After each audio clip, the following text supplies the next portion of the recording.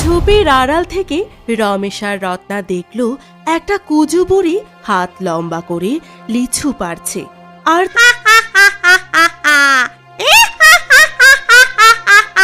গ্রীষ্মের ভর দুপুর, রামপুরের হাটে তখন উপচে পড়া ভিড়।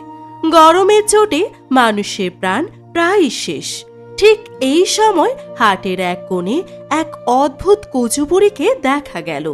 মাথায় তার এক ঝুড়ি তাজা লাল টকটকে লিচু। বুড়ি মিষ্টি সুরে খদ্দেরকে ডাকতে শুরু করলো। ও দিদিমণি, ও দাদা বাবুরা, মিষ্টি রসালো লিচু নিয়ে যাও গো। এমন লিচু এ তল্লাটে আর কোথাও পাবে না। প্রতি পিস লিচু মাত্র 2 টাকা, আর যদি 10টা নাও তবে মাত্র 6 টাকা, আর যদি 15টা নাও তবে একেবারে সস্তায় মাত্র 8 টাকা। রসালো কচি লিচু খেয়ে বুকটা ঠান্ডা করো গো। বুড়ির এই লোভনীয় ডাক আর অবিশ্বাস্য কম দামের কথা শুনে হাটের মানুষজন নিজের কানকে বিশ্বাস করতে পারছিল না। মুহূর্তের মধ্যে বেশ কিছু মহিলা এবং ক্রেতা বুড়ির দোকানের দিকে এগিয়ে গেল। অন্যদিকে ঠিক তার উল্টো দিকে পাকা আম সাজিয়ে বসেছিল রমেশ। এই কেমন বিচার! প্রতিদিন আমি যাই বিক্রি করি না কেন, এই কুজো বুড়িটা এসে তার ঠিক উল্টো জিনিস নিয়ে বসে। আমি যতই কম দামে আম বিক্রি করতে চাই, এই বুড়িটা তার থেকেও অর্ধেক দামে লিচু বা অন্য কিছু বিক্রি করতে শুরু করে। গরিবের পেটে লাথি মারতে কোথা থেকে যে আসে এই রাক্ষসী বুড়িটা! এখন আমি কি করব? আজকেও কি একটা টাকাও ঘরে নিয়ে যেতে পারবো না? ঠিক তখনই এক মহিলা ক্রেতা রমেশের আমের ঝুড়ির দিকে হাত বাড়িয়েছিলেন, কিন্তু বুড়ির ডাক শুনে হাত গুটিয়ে নিলেন। আরে দেখ দেখ, ওই কুজো বুড়িটা কত কম দামে লিচু দিচ্ছে। 10টা লিচু মাত্র 6 টাকা। এই গরমে আমের চেয়ে লিচু খাওয়াই ভালো হবে। চল চল, আগে বুড়ির ওখান থেকে লিচু কিনে নেই। দিনের শেষে রমেশের একটি আমও বিক্রি হলো না। রাগে দুঃখে আর হতাশায় রমেশ তার বাড়ির দিকে ফিরে এলো। আমের ওপর তখনও শুধু মাছি ভন ভন করছে। রমেশ অনেক চিন্তিত হয়ে পড়ল এবং উঠানে মাথায় হাত রেখে বসে পড়ল। রত্না, আজকেও আমাদের কপাল পুড়ল ওই কুজো বুড়িটার জন্য। আজকেও হাটে একটা আমও বিক্রি করতে পারিনি। সারাদিন শুধু বসে মাছি তাড়িয়েছি। আমাদের কপালে যে কি আছে সৃষ্টিকর্তাই জানেন। কি বলছো গো, আজকেও বিক্রি হলো না? কিন্তু বুড়ি এত কম দামে জিনিস পায় কোথায় যে এত লোকসান করে বিক্রি করে? আমিও তো সেটা বুঝতে পারছি না। ও নাকি প্রতি পিস লিচু 2 টাকা আর 15টা লিচু মাত্র 8 টাকায় দিচ্ছে। এই দামে তো লিচুর আসল খরচই ওঠে না। খদ্দেররা সবাই আমার পাকা আম ছেড়ে ওর দোকানের উপর হুমড়ি খেয়ে পড়েন। বাবা বাবা, তুমি আমের বদলে লিচু বিক্রি করো না কেন? এখন কত গরম পড়েছে দেখেছো? আমার সব বন্ধুরা বিকেলবেলা লিচু খাচ্ছে। সবাই বলছে লিচু নাকি খুব মিষ্টি আর রসালো। তুমিও লিচু বিক্রি করো, দেখবে সবাই তোমার থেকে কিনবে। মিমি কিন্তু একদম ভুল কথা বলেনি গো। এখন বাজারে আমের চেয়ে লিচুর চাহিদা অনেক বেশি। তুমি কাল থেকে লিচু বিক্রি করা শুরু করো, আর দামটা ওই বুড়ির চেয়েও আর একটু কমিয়ে দেবে। দেখবে সব খদ্দের আমাদের দিকেই চলে আসবে। তুমি তো সহজেই বলে দিলে রত্না, কিন্তু এত লিচু আমি পাবো কোথায়? আমাদের কি কোনো লিচু বাগান আছে? পাইকারি বাজার থেকে কিনতে গেলে তো অনেক টাকা লাগবে। সেই পুঁজি কোথায়? আরে, তুমি ওই উত্তরের জঙ্গলের কথা ভুলে গেলে? উত্তরের জঙ্গলের শেষ মাথায় যে বড় লিচু বাগানটি আছে, সেখানে তো প্রচুর লিচু ধরেছে। ওটা তো এমনিতেই পড়ে থাকে। আজকে রাতে তুমি আর আমি গিয়ে ওখান থেকে এক ঝুড়ি কচি ও মিষ্টি লিচু পেরে নিয়ে আসবো। কাল সকালে তুমি সেই লিচু হাটে নিয়ে বিক্রি করবে। জঙ্গলের বাগান? আচ্ছা ঠিক আছে, আজ রাতেই আমরা দুজনে যাব। ঘড়ির কাঁটায় তখন রাত 12:30। চারিদিক একেবারে নিঝুম থমথমে। রমেশ আর রত্না নিজেদের ভয় চেপে রেখে উত্তরের জঙ্গলের সেই বিশাল লিচু বাগানে প্রবেশ করল। কিন্তু সেখানে তারা যা দেখতে চলেছে তার জন্য তারা মোটেও প্রস্তুত ছিল না। রত্না, হারিকেনটা বন্ধ করো। আমার মনে হচ্ছে সামনে কেউ আছে, কোনো আলোর আভা দেখা যাচ্ছে। হ্যাঁ গো, আমিও দেখতে পাচ্ছি ওই বড় লিচু গাছটার নিচে কোনো আলো নড়াচড়া করছে। চলো আমরা ওই বড় ঝোপটার আড়ালে লুকিয়ে পড়ি। তারা দুজনে তড়িঘড়ি করে একটা বড় ঝোপের আড়ালে লুকিয়ে পড়ল। ভয়ে তাদের বুক ধরফর করে কাঁপছিল। তারা উকি দিয়ে যা দেখল তাতে তাদের শরীরের রক্ত হিম হয়ে গেল। ঝোপের আড়াল থেকে রমেশ আর রত্না দেখল একটা কুজু বুড়ি হাত লম্বা করে লিচু পাড়ছে, আর তার সঙ্গে দাঁড়িয়ে আছে এক লম্বা ভয়ঙ্কর শাকচুন্নি। শাকচুন্নিও গাছের মগডালে চড়ে একের পর এক লিচুর কাঁধি নিচেতে ফেলছে আর বিকট শব্দে অট্টহাসি হাসছে।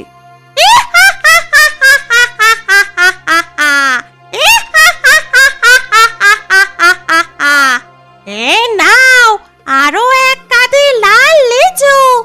এই লিচু থেকে ভালো টোপ আর কিছুই হতে পারে না।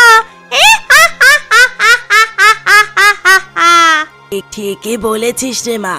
কাল হাটে গিয়ে আমি এই লিচুগুলো আরো কম দামে বিক্রি করব। কাল আমি বলবো 10টা লিচু নিলে মাত্র 4 টাকা।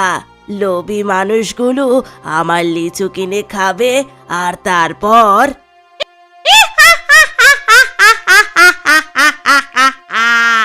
মা, এখানে এসব বলো না। রত্না, ওটা তো বাজারের ওই কুজো বুড়ি। আর আর ওটার সাথে ওটা কে? ওটা তো কোনো মানুষ নয়, ওটা তো শাকচুন্নি। ওরে বাবা, তার বাড়ি মানুষ নয়। আর আর শুনতে পেলে শাকচুন্নি কুজো বুড়িকে মা বলে ডাকলো। তার মানে এরা মা মেয়ে। আমরা তো মস্ত বড় বিপদে পড়েছি গো। ওদিকে রমেশের বাড়িতে মা বাবা রাতে লিচু পাড়তে যাচ্ছে শুনে কৌতূহলী মিমি ঘুমাতে পারেনি। মা বাবা বারণ করার সত্ত্বেও সে ভেবেছিল সেও গিয়ে সাহায্য করবে এবং দেখবে রাতে লিচু পাড়া কেমন মজা। সেই জন্য তাদের পিছু পিছু জঙ্গলের দিকে চলে এসেছে। বাবা মা আমাকে ঘরে রেখে চলে গেল। আমি লুকিয়ে লুকিয়ে বাবার ঝুড়ি থেকে লিচু তুলে খাবো। বাবা কিছুই বুঝতে পারবে না।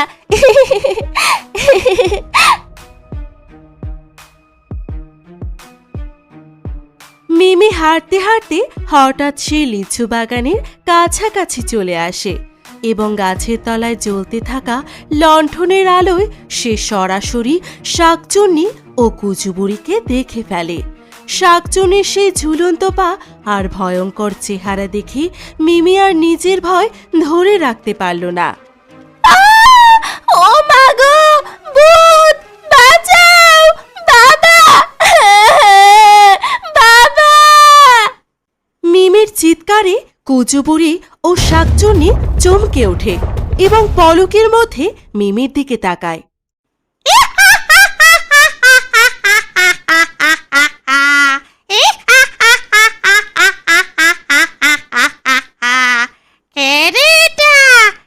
এটা তো দেখছি ছোট্ট একটা খুকি।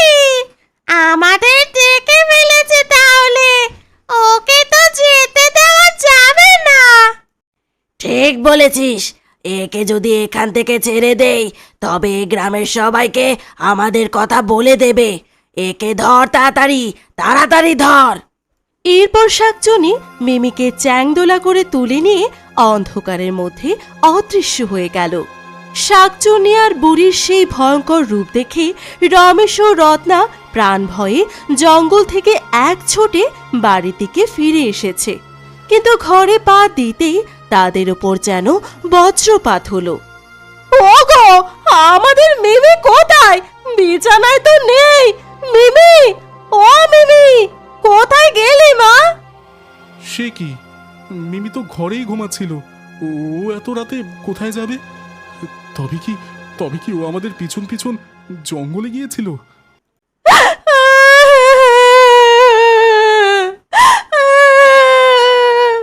হায় সৃষ্টিকর্তা, আমার মিমিকে ওই ওই সাতচুন্নি আর ডাইনি ধরে নিয়ে যায়নি তো?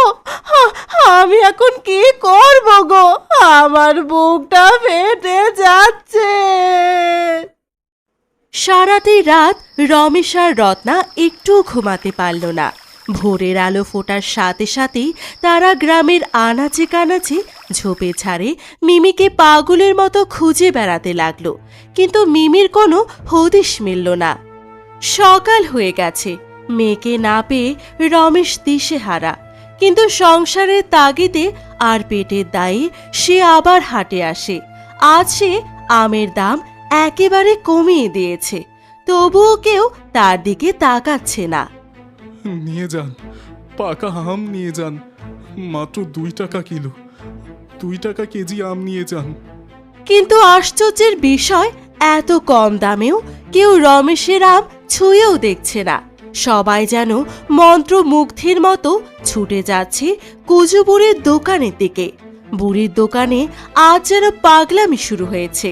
ক্রেতারা বুড়ির লিচু খেয়ে একদম অদ্ভুত ঘোরের মধ্যে চলে যাচ্ছে। আজব ব্যাপার, মানুষগুলো পাগল হয়ে গেল নাকি? 2 টাকার আম ছেড়ে সবাই ওই বুড়ির লিচুর দিকে ছুটছে। ওই লিচুর মধ্যে নিশ্চয়ই কোনো জাদু বা বিষ আছে।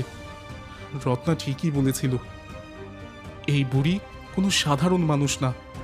আমার মিমিকে নিশ্চয়ই ওরা কোথাও আটকে রেখেছে। দুপুর হতেই রমেশ দেখল কুজু বুড়ি তার ঝুড়ি মাথায় নিয়ে অতি দ্রুত হাট থেকে প্রস্থান করছে। রমেশ আর দেরি না করে রত্নাকে খবর দিল এবং দুজনে মিলে বুড়ির পিছু নিল। বুড়িটা ঝুড়ি নিয়ে ক্রমাশয় একটি পাট ক্ষেতের ভিতরে ঢুকে পড়েছে। তার পিছু পিছু রমেশ আর রত্না যাচ্ছে। ওগো দেখো, বুড়িটা ওই ঘন পাট ক্ষেতের ভিতরে সরু রাস্তা দিয়ে যাচ্ছে। আমাদের সাবধানে যেতে হবে। হ্যাঁ রত্না, সাবধানে চলো, কোনো শব্দ করো না। আজ মিমির সন্ধান আমাদের পেতেই হবে। পাট ক্ষেত পেরিয়ে তারা এমন এক জায়গায় পৌঁছালো যা দেখে তাদের বুক কেঁপে উঠল। সেখানে একটি জরাজীর্ণ কুটির, আর সেই কুটিরের সামনে গ্রামের অর্ধেক মানুষ জড়সড় হয়ে বসে আছে। কিন্তু সবাইকে দেখে মনে হচ্ছে তারা মোহিত হয়ে আছে কোনো এক জাদুর দ্বারা। সেই কুজু বুড়ি যা বলছে তারা ঠিক তাই করছে। ওগো দেখো, ওটা তো আমাদের পাড়ার সনাতন কাকা, আর ওটা তো পাশের বাড়ির বাসন্তী বৌদি। ওই কুজু বুড়ি যা বলছে ওরা ঠিক তাই করছে, চুপ করে বসে আছে। ওদের কি হয়েছে? ওরা ওরা সবাই বুড়ির লিচু খেয়েছিল রত্না। আমার মনে হচ্ছে ওই লিচুর জাদুতে বুড়ি ওদের বশ করে এখানে নিয়ে এসেছে। ওই দেখো, বুড়ি আর শাকচুন্নি মিলে ওদের এক এক করে ঘরের ভেতরে নিয়ে যাচ্ছে। কিন্তু ভাবার বিষয় হচ্ছে এটা যে যারা এই বুড়ির সাথে কুটিরের ভেতর প্রবেশ করছে, বের হওয়ার পর তাদের শরীর পরিবর্তন হয়ে যাচ্ছে। চোখ মুখ কালো, শরীর দুর্বল। ওগো ওই দেখো, যারা ঘরের ভিতর ঢুকছে তারা সুস্থ সবল মানুষ হিসেবে ঢুকছে, কিন্তু বের হওয়ার সময় কেমন অসুস্থ আর দুর্বল হয়ে যাচ্ছে। চোখের নিচে কালো দাগ, শরীর যেন কঙ্কাল। হ্যাঁ রত্না, মানুষগুলো ওই কুজো বুড়ির জাদুতে মোহিত হয়ে গেছে, তাই ওই বুড়ি যা বলছে তাই করছে। কিন্তু কিন্তু আমাদের মিমি নিশ্চয়ই এর ভেতরেই আছে। জানলার ফাঁক দিয়ে দেখা গেল কুজো বুড়ি বাইরে থেকে মানুষদের একে একে ভেতরে ঢোকাচ্ছে আর সবাইকে তাদের বছে করে নিচ্ছে। আর যখন তারা ঘর থেকে বের হয়ে যাচ্ছে তাদেরকে নিস্তেজ দেখাচ্ছিল। এই মানুষগুলোকে যা বলা হচ্ছে তারা তাই শুনে চলছে। তাদেরকে যদি বলা হয় গহনা দাও, তারা তাই দিয়ে দিচ্ছিল। আর ঘরের এক কোণে মোহিতভাবে বসে আছে ছোট মিমি। মা, দেখো দেখো, আমাদের কত গহনা টাকা পয়সা জমা হয়েছে। আর মাত্র কয়েকটা গহনা বাকি, তাহলে আমাদের গহনার বাক্স ভরে যাবে। শাকচুন্নিদের মধ্যে আমরাই হব সবচেয়ে ধনী।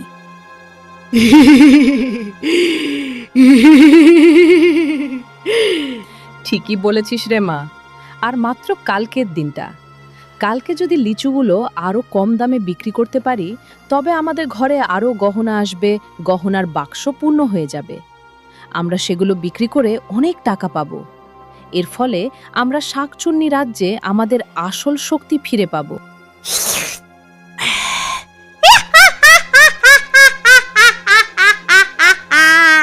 গহনার বাক্সগুলো পূরণ হয়ে গেলেই আমরা এই গ্রাম ছেড়ে অন্য গ্রামে পালাবো। তখন আবার সেখানে নতুন করে লিচু বিক্রি করব, মানুষকে নিজেদের বসে আনব, তারপর তাদের দিয়ে সব কাজ করিয়ে নিব, তাদের গহনা টাকা নিব, আমরা হয়ে যাব ধনী। বাইরে দাঁড়িয়ে রত্না কাঁদতে গিয়ে একটা শুকনো ডালে পা দিয়ে ফেলে, যার ফলে মর্মর শব্দ হয়। হ্যাঁ, কে বাইরে? কে আমাদের কথা শুনছে? কে জ্যান্ত চিবিয়ে খাবো তাকে। রক্ত খেকোদের খেলা দেখতে এসেছে কে? তাদের সব কোটার ঘাড় মুটকে খাবো। সর্বনাশ হলো গো, আমাদের তাড়াতাড়ি এখান থেকে পালাতে হবে, না হলে শাকচুনি আমাদের ধরে ফেলবে। কুজো বুড়ি আর শাকচুনির তাড়া খেয়ে রমেশ আর রত্না কোনো মতে জঙ্গল দিয়ে দৌড়াতে দৌড়াতে সোজা পীর সাহেবের কুটিরে এসে পৌঁছালো। সেখানে তারা পীর সাহেবের পায়ে পড়ে কান্নায় ভেঙে পড়ল এবং সকল ঘটনা বিস্তারিত খুলে বলল। পীর সাহেব, দয়া করে আমাদের বাঁচান। ওই ডাইনি আর শাকচুন্নি আমাদের একমাত্র মেয়ে মিমিকে আটকে রেখেছে। ওরা মানুষদেরকে নিজেদের বসে আনছে, কিছু নিয়ে নিচ্ছে। আমাদের মিমিকেও ওরা মেরে ফেলবে পীর সাহেব। শান্ত হও মা, আমি আমার তপবলে সব দেখতে পাচ্ছি। ওই দুষ্ট ডাইনি শাকচুন্নি এই গ্রামের মানুষদের শেষ করতে এসেছে। ওদের পাপের ঘরা পূর্ণ হয়ে গেছে। তোমরা চিন্তা করো না, আমি এখনই আমার মন্ত্রপুত জল আর তান্ত্রিক শক্তি দিয়ে ওদের বিনাশ করব। চলো আমার সাথে। পীর সাহেব গ্রামের কিছু সাহসী ও সুস্থ মানুষকে সঙ্গে নিয়ে সেই ডাইনি ও শাকচুন্নির কুটিরে হানা দিলেন। পীর সাহেবকে দেখে কুজো বুড়ি আর শাকচুন্নি ভয়ঙ্কর রূপ ধারণ করে আক্রমণ করতে তেড়ে এলো। ভণ্ড পীর, আমাদের কাজে বাধা দিতে এসেছিস? তোকে আর ওই গ্রামবাসী সবাইকে আমি শেষ করে দেব। তোদের সবার রক্ত আজ আমরা খাবো। মন্ত্রপুত জল শাকচুন্নির গায়ে লাগতেই সে যন্ত্রণায় ছটফট করতে লাগলো। ওরে বাবা রে, মরে গেলাম, পুড়ে গেল। মা গো বাঁচাও, আমাদের শরীরে কি দিয়েছিস পীর? এখনই আমাদের ঠিক করে দে বলছি, না হলে তোদের সবাইকে আমি ছাড়বো না। পীর সাহেব দেরি না করে একটি জাদুকরি মন্ত্রপুত লাল দড়ি ছুঁড়ে দিল। রমেশ, রত্না, তোমরা কুটিরের ভেতরে যাও। এই মন্ত্রপুত জল নিয়ে গিয়ে সবার গায়ে ছিটিয়ে দাও। রমেশ আর রত্না তড়িহড়ি করে ভিতরে গিয়ে মিমি সহ সকল গ্রামবাসীদের গায়ে সেই জল ছিটিয়ে দিল। জল ছিটানোর সাথে সাথে সবার সম্মোহন কেটে গেল এবং তারা স্বাভাবিক অবস্থায় ফিরে এলো। মা, তুমি এসেছো? আমার কি হয়েছিল মা? আমি এখানে কেন? আমি খুব ভয় পেয়েছিলাম মা। ভয় নেই মা, আমি এসে গেছি তো, তোকে আর কেউ কিচ্ছু করতে পারবে না। এদিকে জ্ঞান ফিরে পেয়ে গ্রামবাসীরা যখন জানতে পারল ওই কুজো বুড়ি আর শাকচুন্নি তাদের রক্ত চুষে নিয়েছে, তখন তাদের রাগের সীমা রইল না। গ্রামবাসীরা সবাই লাঠি সোঁটা নিয়ে দুই ডাইনিকে বেধম পেটাতে শুরু করলো। ছেড়ে দাও, ছেড়ে দাও, আমাদের ছেড়ে দাও। আমরা আর কোনোদিন এই গ্রামে আসবো না, আর কখনো না। থামো তোমরা, ওদের মেরে কোনো লাভ নেই। ওদের সাধারণ উপায়ে ধ্বংস করা যাবে না। আমি ওদের চিরদিনের জন্য বন্দি করছি। পীর সাহেব তার ঝুলি থেকে দুটি বড় কাচের বোতল বের করলেন। তারপর বিশেষ মন্ত্র পড়ে কুজো বুড়ি আর শাকচুন্নিকে সেই কাচের বোতলের ভিতর টেনে নিলেন এবং বোতলের মুখ শক্ত করে বন্ধ করে দিলেন। এরপর রমেশ আর গ্রামবাসীরা মিলে সেই বোতল দুটি নিয়ে গিয়ে গ্রামের গভীর নদীর জলে ভাসিয়ে দিল। পীর সাহেব, আপনার এই উপকারের ঋণ আমরা কোনোদিন শোধ করতে পারবো না। আপনি আমাদের সবাইকে বাঁচালেন। রমেশ, এখন থেকে তোমরা সবাই মিলেমিশে সুখে শান্তিতে বসবাস করো। অবশেষে রামপুর গ্রামটি সেই ডাইনি আর শাকচুনির অভিশাপ থেকে চিরতরে মুক্তি পেল। রমেশের আম বিক্রিও আগের মতো হতে লাগলো এবং তারা সুপরিবারে সুখে শান্তিতে দিন কাটাতে লাগলো।